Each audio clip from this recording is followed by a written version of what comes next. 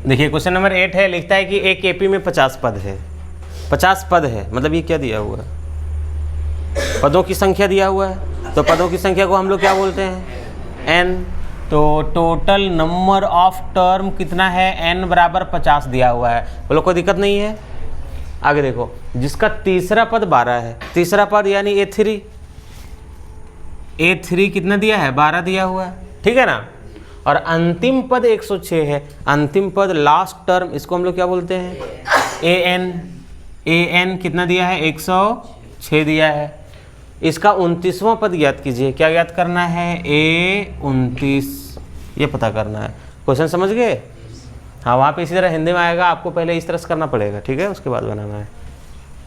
तो देखो n दे दिया है, A3 दे दिया है, तो पहले A3 दिया तो इसी को ले लेते हैं। A3 बराबर 12 दिया हुआ है, तो A3 बराबर क्या होता है बाबू, A + 2D बराबर 12, समीकरण 1, ठीक है।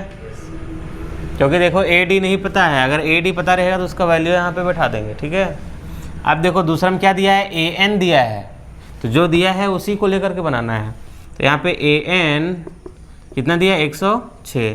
तो अब हम यहाँ पे AN का फॉर्मूला बैठा देंगे। AN बराबर क्या होता है, A + n - 1 × D। अब बराबर कितना दिया, 106। अभी देखो A नहीं पता, N हमको पता है, कितना है, 50 है। तो लिख दो 50 और -1 और गुना D पता है क्या, नहीं पता, तो D लिखो और बराबर इधर 106।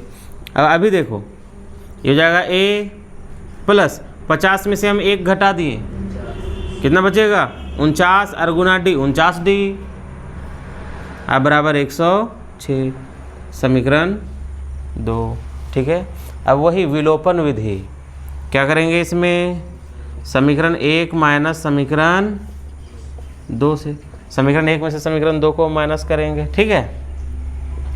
तो समीकरण 1 यहाँ उतारो, क्या हो जाएगा, A + 2D बराबर 12, और ये हो जाएगा A + 49D बराबर 106।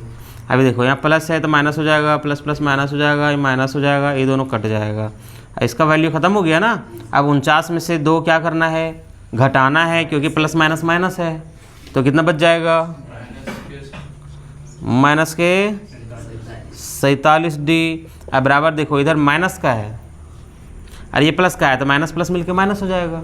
घटा देंगे, 106 में से घटा देंगे कितना, 12, तो माइनस के 94 बचेगा, कितना बचेगा, माइनस के 94। अब देखो ये माइनस और ये माइनस दोनों कट गया, माइनस माइनस कट गया ना। अभी हो जाएगा, इसलिए D बराबर क्या हो जाएगा, 94/47। अब देखो 47 से कम 47 और 47 दूना 94 होता है, सही है ना, 47 दूना 94।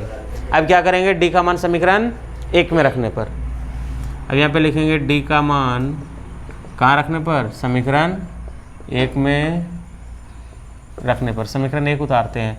समीकरण 1 यहाँ पे है A + 2D बराबर 12।